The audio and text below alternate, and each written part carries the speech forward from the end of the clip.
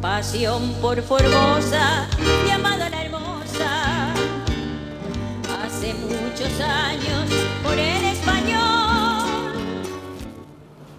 Bien, hoy viernes, como siempre, estamos reunidos para escuchar y ver a través de la televisión, escuchar a aquellos que se encuentran dentro del interior de la provincia de Formosa, a través de las repetidoras de la 96.5, este programa que ya es un clásico de los viernes en la noche, Pasión por Formosa.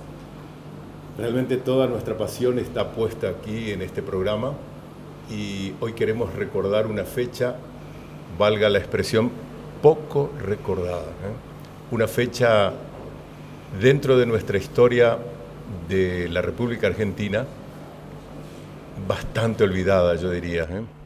Y para eso hemos convocado a dos personas. El doctor Rodolfo Roquel. Buenas noches, doctor. Buenas Bienvenido. Noches. Gracias por venir. Muchas gracias, muy amable. Gracias por la invitación. Gracias por venir usted, doctor. Y también a no voy a decir un viejo, voy a decir un antiguo amigo, Jorge Santander. Bienvenido. Gracias, Víctor. La verdad que yo me doy la bienvenida a mi casa. Esta es una parte. Claro, esta es tu casa. Sí, mi casa. No pude participar, valga este momento para dedicarle una expresión de salutación a todos los que integran este complejo. No pude participar de las celebraciones. Justo el sábado me tocó el cumpleaños de mi nieta y eso manda un poco más que todo. Así que, pero los muchachos saben que con el corazón estamos siempre en esta nuestra casa. Bueno, gracias por venir y queremos recordar una fecha, como decía al principio, bastante olvidada dentro de la historia de la República Argentina, un hecho que realmente tuvo una magnitud bastante considerable, como fue el 16 de septiembre, de junio de 1955. Así es. Fue un jueves. No tengo idea, yo te voy a decir que nací 2 años después. Ah, bueno. pero, por eso no te acordás. No, yo creo que por el respeto mismo a la historia viviente de Rodolfo Roquel tiene que ser el que empiece porque es una memoria necesaria dentro del movimiento nacional y es una honra tenerlo acá enfrente. La verdad que sí, es una honra tenerlo. Bueno, gracias, pero yo soy un poquito mayor que él. Ese día yo estaba haciendo el servicio militar en Apóstoles Misiones, así que ya andaba por los 20, 21 años. Sí, pues. Pero en realidad es una fecha trágica, porque se vio algo que nunca se había visto en la Argentina, que es que tropas argentinas, aviones argentinos bombardearan la ciudad de Buenos Aires. Pero fíjense ustedes que ni siquiera durante las invasiones inglesas, ni con el conflicto que hubo en la primera mitad del siglo XIX con Francia e Inglaterra, los bloqueos al Río de la Plata, nunca había sido bombardeada Buenos Aires. Y tuvieron que ser argentinos los que bombardearon Buenos Aires. Las propias Fuerzas Armadas. Las propias Fuerzas Armadas, porque decían, sí, bueno, pero era para matar a Perón. Barrieron con toda la Plaza de Mayo. Yo me acuerdo de la foto que salían en esos días y eso que el gobierno entonces trató de aplacar y de minimizar la cosa para evitar justamente que se abriera más todavía la tremenda brecha. Pero ya era imposible de cerrarla y por eso que vino el 16 de septiembre y por eso que vino la revancha oligárquica tremenda que sufrió el país a partir de, sobre todo, de la caída de Lonardi el 13 de noviembre. Pero lo grave de ese bombardeo, aparte de la cantidad de gente inocente que murió sin ninguna intención, de la cantidad de obreros que murieron porque habían ido a la plaza a dar la vida por Perón y dieron la vida por Perón, es el antecedente como comienzo de una serie de violencia. Cuando las revoluciones se pueden hacer con sangre o con tiempo, decía Perón. Y él quería hacer una revolución con tiempo, sin sangre. Pero cuando se comienza a derramar sangre, es muy difícil parar después. Y yo comparo ese hecho con otro que para mí son los dos esenciales en la historia argentina. El fusilamiento de Dorrego, que no fue solo el fusilamiento de Dorrego, sino una tremenda represión a todo el gauchaje en la provincia de Buenos Aires y a todos los federales de la provincia de Buenos Aires, y este bombardeo a Plaza de Mayo. Porque ahí comenzaron... Ahí tenemos imágenes, perdón doctor que lo interrumpa, de aquel día, 16 de junio de 1955. Al mediodía empezó ese bombardeo. Gente que corre, esa gente que murió, esa gente que fue herida, son los dueños de esos aviones y de esas bombas y de esas armas. Es el pueblo. Porque el pueblo las había confiado a los militares para que defendieran la República del agresor extranjero, no para que bombardearan al propio pueblo. O atacar a un gobierno constitucional. Bueno, pero la intolerancia al peronismo o al general Perón ya venía desde antes de ser electo presidente. No se vayan a olvidar que esto arranca en el 45, cuando el Departamento de Estado norteamericano pone a su mejor fabricante de repúblicas banderas, que era Sproule-Braden, gestor de la guerra paraguayo-boliviana. Él fue el que inventó la guerra del petróleo. Claro, porque él estaba de diplomático en Bolivia. Estaba en diplomático en Bolivia. Sproule-Braden, y el planteo de la ya en retroceso oligarquía argentina era o Braden o Perón. Claro. En el 55, cuando se une a esto una parte de la iglesia que estaba reaccionaria, era Cristo o Perón. Pero esa mañana del 16 de junio se reúne el embajador americano o norteamericano con Perón es probable. Esa mañana a las 9 de la mañana. La represalia al gobierno peronista, marcadamente se inicia en febrero del 47, después de que Perón nacionaliza los ferrocarriles. Hay un bloqueo norteamericano. Ya lo tenemos al doctor Cosia. Ese es un hombre que ha desde estudiado Buenos Aires. Un placer escucharlo, buenas noches. Buenas noches, ¿cómo están ustedes? Perfecto, un placer escucharlo. Lo mismo digo, un gusto estar de alguna manera allí con los compañeros, amigos de Formosa. Sí, lo escuchamos porque usted es una persona bastante instruida en estas cuestiones sobre aquel hecho histórico sucedido en junio del 55. Sí. Estaba oyéndolos hablar y, bueno, hoy se cumplen 62 años. Exactamente, de aquel episodio, que es un episodio inédito en la historia, no solo argentina, sino en la historia universal. Prácticamente no hay antecedentes de una fuerza aérea, de una fuerza armada, aérea y también terrestre, propia, que ataque sin previo aviso no solo a un gobierno, sino a una ciudad abierta, a la población desarmada, un mediodía corriente de trabajo, ¿no? O sea, que es un hecho inaudito, ¿no? A veces suele comparárselo con el episodio del ataque a la capital simbólica de los vascos, Guernica, y en realidad Guernica fue atacada por la Luftwaffe, la Fuerza Aérea Alemana. Es decir, fueron alemanes los que bombardearon vascos, mientras que aquí eran argentinos que bombardearon a sus propios compatriotas, ¿no? Sí, realmente es un hecho inédito a una ciudad que no estaba en litigio ni siquiera internacional y ni un litigio interno tampoco, ¿no? Un conflicto interno. Desde ya, sí, porque no, vuelvo a decir, no hubo previo aviso, es más, es sabido, porque así lo han contado. Yo cuando escribí mi novela, El bombardeo, recurrí a todo tipo de fuentes, incluyendo fuentes que no son las que podemos decir amigables con la causa nacional, con la causa popular. Isidoro Luis Moreno, por ejemplo, que es el historiador de la Marina, es un historiador una suerte de revisionista al revés, ¿no? Es un reivindicador de las peores gestas golpistas de la Marina. Y bueno, pareciera ser que se inspiran en el ataque a Pearl Harbor. Miren qué disparate, ¿no? O sea, lo que anidaba en la cabeza de odio, llena de odio de estos personajes, que ellos toman las memorias del almirante Fuchida, que fue el comandante de la Fuerza Aeronaval que atacó Pearl Harbor en 1941, y leyendo las memorias de Fuchida se les ocurre qué interesante sería matar a Perón o derrocar a Perón por este método. Un Perón que era invencible en las urnas.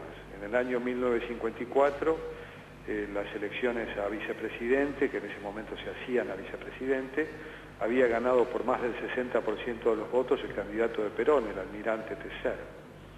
Así que a estos hombres se les ocurre, estos pilotos de la Marina, tienen la idea de transformar la Casa de Gobierno en una suerte de Pearl Harbor, olvidándose, bueno, en primer lugar que no era un barco, y en segundo lugar que eran argentinos, ¿no? Y en tercer lugar que había población civil en todo el entorno. De eso son capaces cuando no pueden, digamos, de alguna manera imponer sus formulaciones, sus proyectos, porque detrás de estos militares se escondían un montón de apellidos ilustres de lo que conocemos y no puede ser definido de otra manera como la oligarquía argentina. Si quieren les cuento un poco cómo fue algunas circunstancias del ataque que Claro que sí, pero nos interesa escucharlo. Bueno, en primer término ataca una fuerza aeronaval que despega de la base de Punta Indio. Era un día nublado, había mal tiempo, no había muy buena visibilidad, las nubes cubrían el centro de Buenos Aires y los aviones estuvieron volando casi 2 horas hasta que encontraron un claro a las 12:40 del mediodía y se lanzaron en fila india los aviones Beechcraft, preferentemente, y los Northrop North American. Los Beechcraft son unos bombarderos livianos y los Northrop son unos cazabombarderos todavía monomotores. Se lanzaron al ataque con sus bombas que hay que entender, tenían muy poca precisión, o sea, simplemente las soltaban y seguían por inercia, de manera tal que cuando inician el ataque las primeras bombas le pegan a un transporte público, lo que conocemos como un trolebús. 2 trolebuses son destruidos y los primeros, uno de ellos murieron la totalidad de los pasajeros. Y por supuesto las bombas no tenían precisión, la metralla tampoco, así que le impactaron en la Casa de Gobierno, pero también impactaron en los alrededores de la Plaza de Mayo, generando ya en el primer ataque numerosas víctimas civiles. Mientras esto ocurría, otras fuerzas habían capturado el aeropuerto de Seiza, que está mucho más cerca de Buenos Aires que Punta Indio, de manera tal que a partir de allí los aviones regresan a Ezeiza y desde Ezeiza realizan varios ataques más. Aproximadamente son 4 ataques si no contamos algunos aviones desprendidos de estos ataques. Desde la base de Ezeiza se realizan los bombardeos, promediando la primera hora y media. La base aérea de Morón, la principal base de la aeronáutica, salen aviones a reprimir a los aviones de la Marina. Sin embargo, había ya un complot en marcha de algunos pilotos. Se produce un combate frente al aeroparque, se produce un combate entre un Gloster Meteor de reacción y un North American, y allí un piloto leal llamado Adradas derriba el avión de la Marina.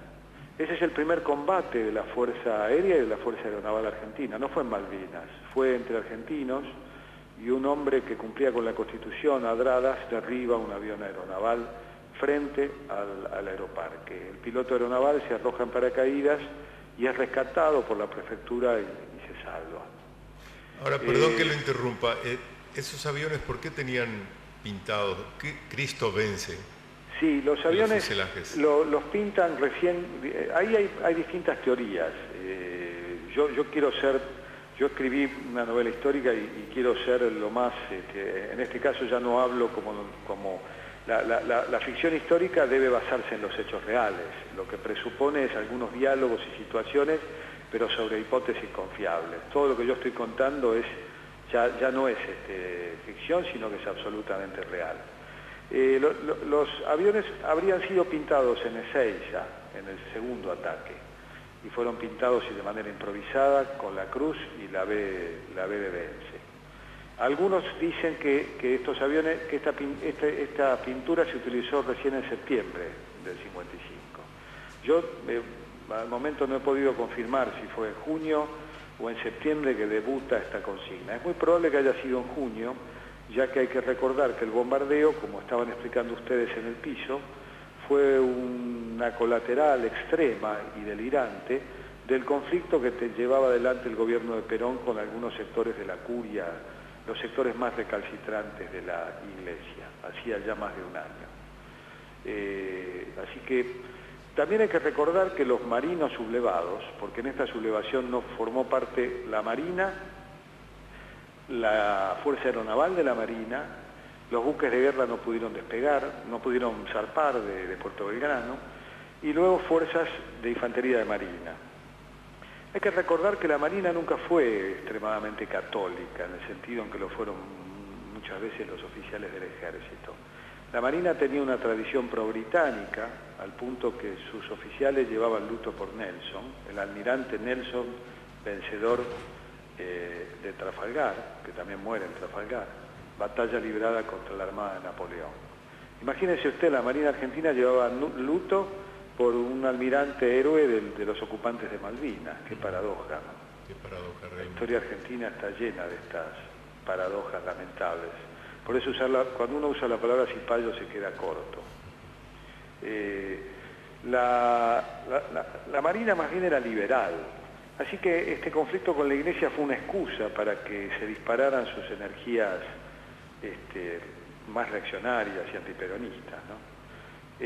Días antes del bombardeo se había producido la marcha de Corpus Christi, que fue una manifestación, hay que reconocer, multitudinaria, porque bueno, enormes sectores de la clase media siguieron de alguna manera del lado de la Iglesia y del lado de la curia el conflicto y aún habiendo votado a Perón anteriormente se volvieron contra el peronismo. Pero en esta marcha formaron algunas personas que uno no podía considerar como católicas, como los comunistas, el Partido Comunista, el Partido Socialista, muchos radicales liberales que por supuesto no habían ido a misa prácticamente en su vida. Pero sin embargo marcharon junto a la cúpula reaccionaria de la curia aquel día. Esa tarde se sublevan también algunos aviones de la aeronáutica, de la base aérea de Morón, y también paralelamente comienzan los combates por tierra, donde unidades de la infantería de Marina intentan tomar por asalto la Casa de Gobierno. Perón a todo esto estaba refugiado en el edificio del actual Ministerio de Defensa, que está a unos 250 metros de la Casa de Gobierno. Él desde allí comienza a dirigir la represión con sus generales, con Sosa Molina y otros generales, comienza a dirigir la represión a este golpe sangriento. ¿Querían preguntarme algo? Me pareció. ¿Y cuál fue el saldo de aquel luctuoso día? No escucho, más alto, por favor. Sí, ¿cuál fue el saldo de aquel luctuoso día del 16 de junio? ¿Cuántos muertos y heridos? Las cifras de muertos se calculan en más de 300. No, yo me niego a dar un número exacto y ahora voy a explicar por qué. Y se habla de más de 1000 heridos. Hay un dato sorprendente. Cuando uno ve las listas reconocidas, no hay niños. Y es sabido que hubo niños muertos. En el trole había niños. Sí, exactamente. Pero en las listas no aparecen menores de 14, de 15 años. La impresión que, en mi opinión, y la opinión de algunos que han estudiado el tema, es que el mismo gobierno peronista, posiblemente la cúpula militar, que presiona a Perón para desarmar un poco la conflictividad después de este episodio, y que tenía mucho, digamos, intenta controlar también a Perón, trataron de poner paños fríos y para la opinión pública la muerte de niños hubiera sido intolerable y es probable que se haya ocultado. De manera tal que se escamotearon los nombres de niños que se descuenta murieron en el bombardeo. Así que podemos hablar de 400 muertos, incluyendo niños, y por supuesto que los muertos no tenían, digamos, eran básicamente no solo argentinos, había extranjeros. Un dato sorprendente es que muere allí un ingeniero canadiense que estaba a cargo del armado de la planta de Kaiser en Córdoba, que luego sería Industria Kaiser Argentina, y la base de la producción en línea automotriz nacional. Los autos Carabela.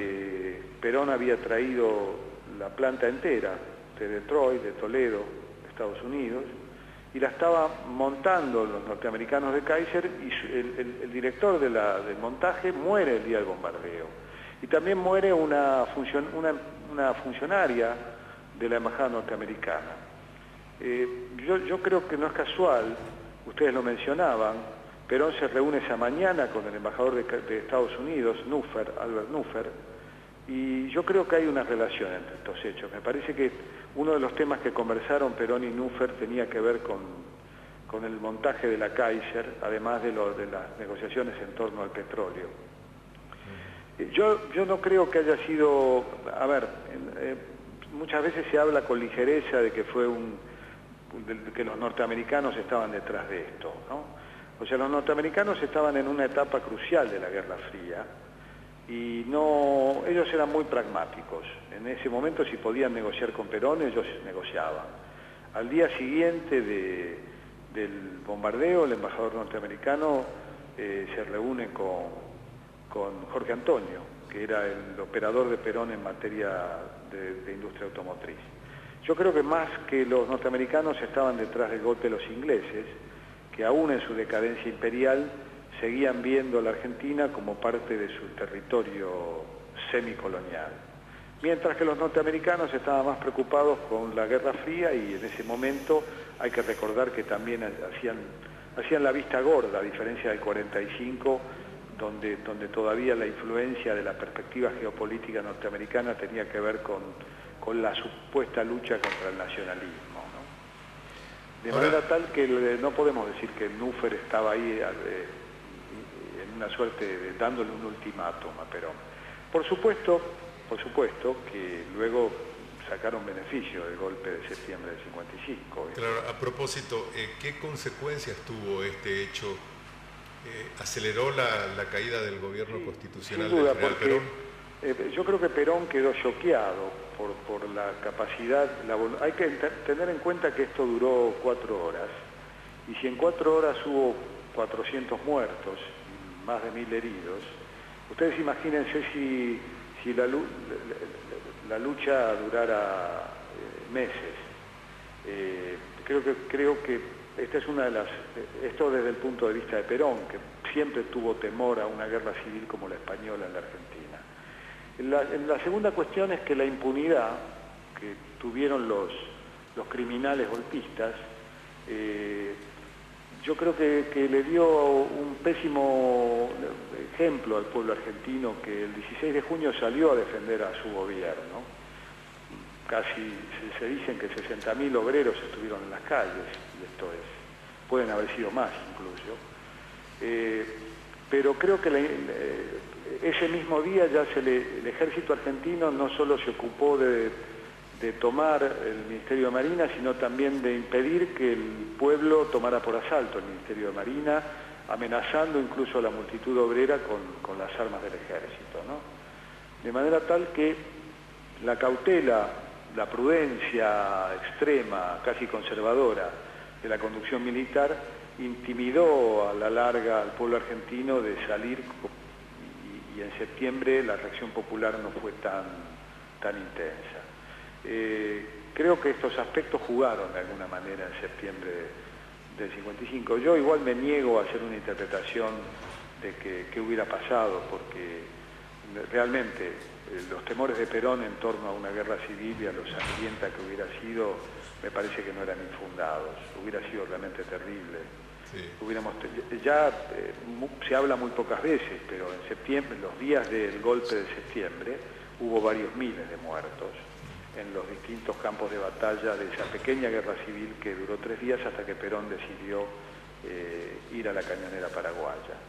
Bueno, señor Cosia, muy interesante su aporte, ese cúmulo de conocimiento que usted posee, realmente da gusto escucharlo, pero el tiempo aquí queremos emplearlo también para darle cabida a nuestros invitados. Desde ya, sí. Muchísimas gracias por todo su aporte. No, al contrario, y bueno, me parece muy bien que hagamos memoria, que construyamos verdad y que, bueno, lamentablemente no hubo justicia para las víctimas y tampoco para el pueblo argentino, porque allí comenzó parte de nuestro retroceso histórico.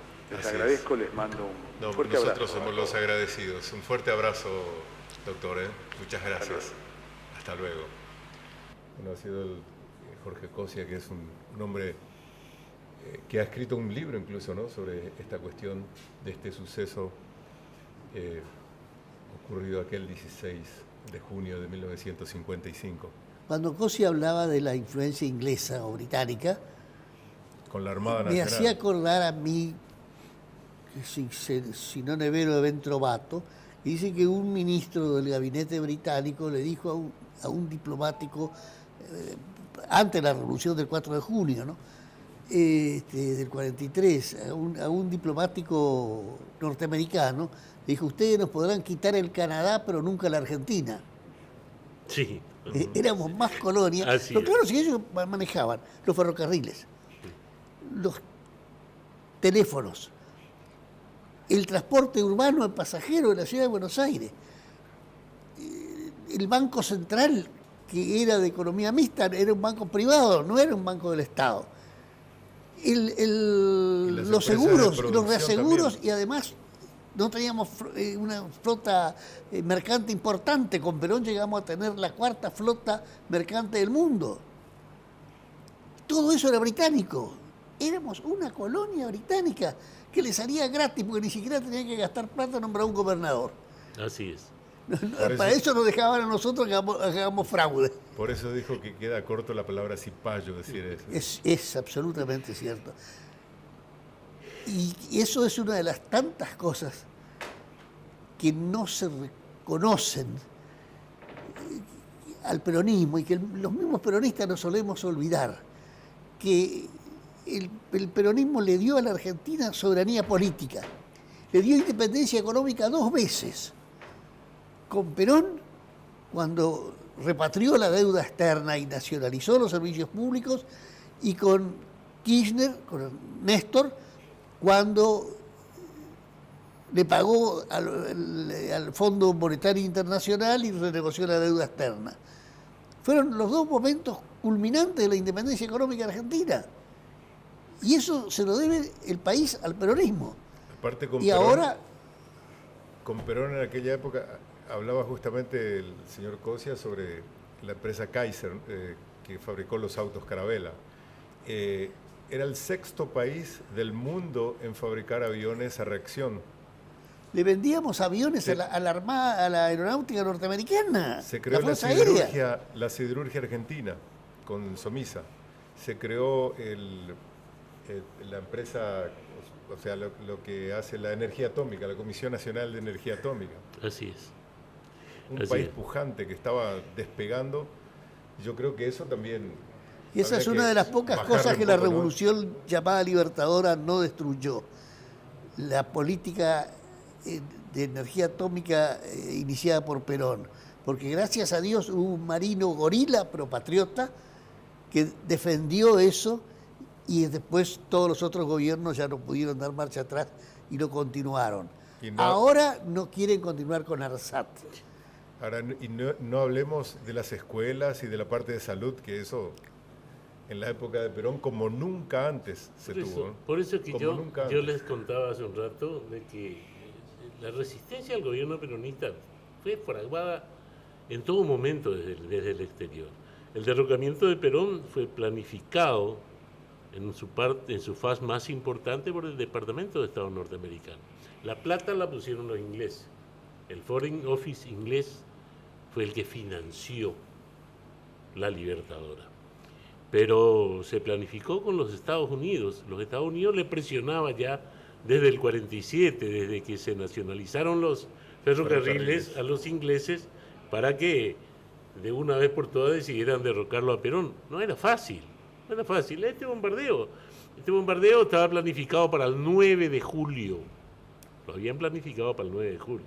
Lo aceleraron porque la inteligencia militar de Perón los había descubierto. Pero qué coincidencia, ¿no?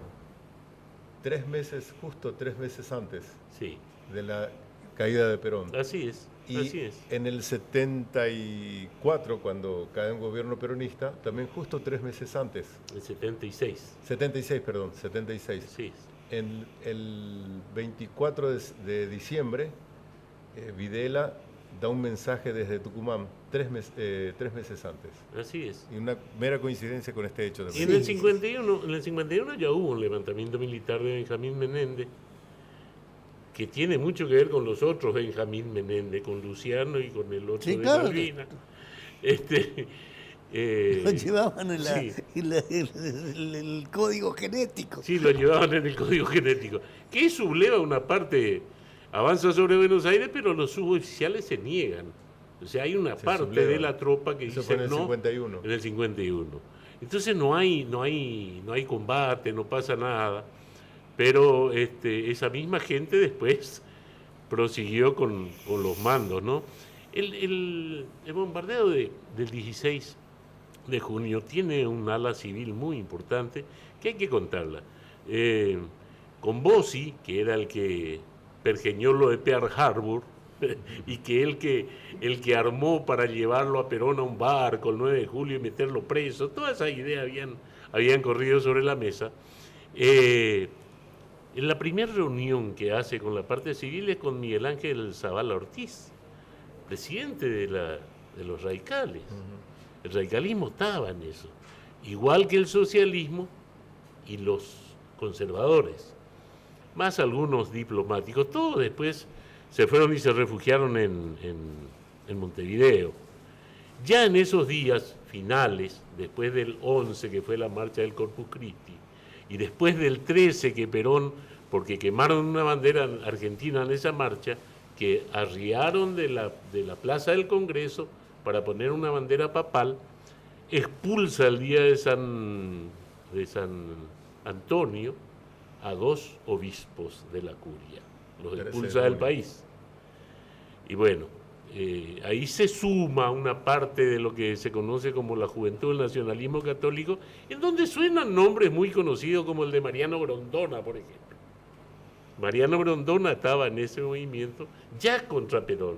Mariano Grondona, que fue uno de los alfiles de la pluma para tratar de entronizar a Juan Carlos Onganía como rey de la Argentina. Y sigue todo. Que era conocido como Mira, tenemos una herencia. Tenemos una herencia. ¿Sabe qué es lo que nos han aprendido? Esto tiene consecuencias graves después. Que Perón lo explicita en una carta a Kennedy en julio del 62, cuando se hace la reunión de la OEA en Montevideo. Ahí Perón le dice a Kennedy todo lo que ellos han producido en la Argentina. Y si uno se pone a leerlo, es muy parecido a lo que está pasando ahora. Es neoliberalismo igual, no ha aprendido nada, ni endeudamiento, olvidó nada. Importaciones, cierre de fábrica, desocupación, hambre. Insensibilidad social. Total, la Secretaría Interamericana de Prensa con sus propagandas políticas, con todos los medios en contra, es mira, una copia de lo que sucede en este momento en la República Argentina. Pero lo más importante de todo esto es que ni aún con esta violencia lograron apagar del pueblo la memoria. ¿Por qué? Porque se preocupan por el aparato. Las transnacionales, los gobiernos que participaron, como los Estados Unidos, como Inglaterra, de los golpes en la Argentina, en realidad ganaron gobiernos, compraron gobiernos, pero nunca pudieron ganar del pueblo. Eso es lo que no ven. La Argentina se gobierna si uno tiene un respaldo de una línea histórica. El movimiento nacional tiene respaldo de una línea histórica que arranca con San Martín. Nosotros siempre decimos San Martín, Rojas, Irigoyen y Perón, podés agregarle un montón de cuestiones, No digo que la antipatria liberal, que esto que es el neoliberalismo, no tenga una línea histórica, también la tiene. Claro que sí, que También la tiene. Esto es una parte Sí. de eso. Esta memoria Se de hoy repite la historia. es una parte de esa línea histórica. Mire, sí, cuando comenzaron a tomarse las primeras medidas económicas de este gobierno, yo le decía a mi mujer, pero yo esta película ya la vi. Así Sí, es. se repite la historia. Es lo mismo que hicieron en el 55, 56, 57. 76, 77, Sí, sí, 78. Sí, Y los ajustes que vienen ahora, pero totalmente. cada vez que la gente, el pueblo va a cobrar, porque ahora se va a cobrar aguinaldo, vienen todos Benjamín Menéndez se subleva en el 51. Luciano Benjamín Menéndez siembra el terror en Córdoba. Y el otro Benjamín Menéndez es el que se de entrega en Malvinas. Malvinas. Sí. Imagínate, o sea, hay una línea histórica. Tenemos que ir, lastimosamente el tiempo es tan breve, cuando estamos en televisión peor, ¿no? O en Sí. radio.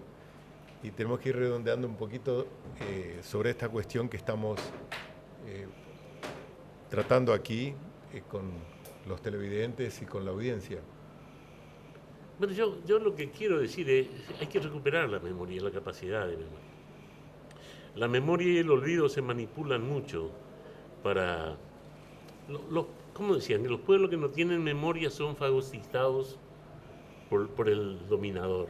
Porque si vamos a los números, no es para olvidarlo. La Y memoria, sin embargo, se olvida. Sin embargo, cuando se celebró el 9 de julio, el bicentenario de la independencia argentina, se le pidió perdón al rey español.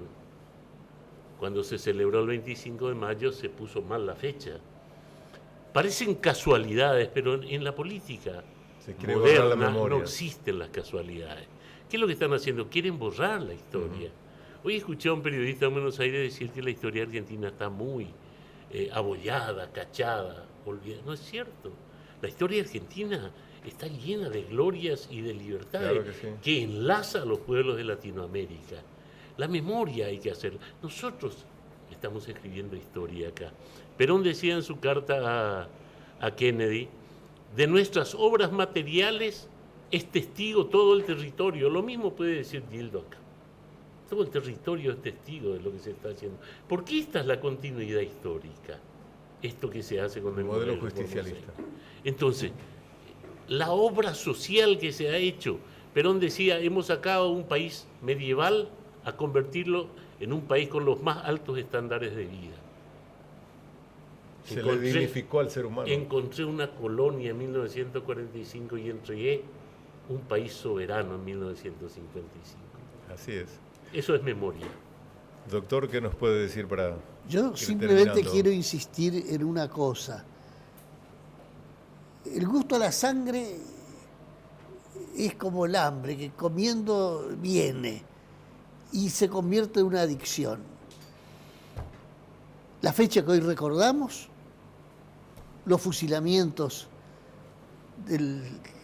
reprimiendo el levantamiento del general Valle y de Tanco y todos sus compañeros, y Que fue en junio del año siguiente. tantos obreros que fueron masacrados, José León Suárez,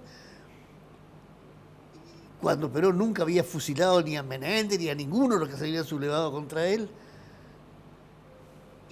Y después vino toda la tiranía cívico-militar, mal llamada dictadura, porque yo no creo que ese gobierno haya sido una dictadura. Dictaduras hubo malas y buenas en el país.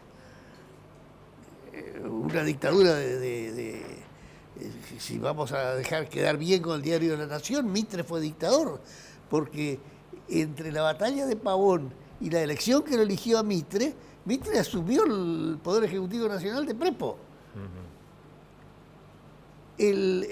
Por la vacancia del gobierno constitucional de Urquiza, de Derqui, perdón.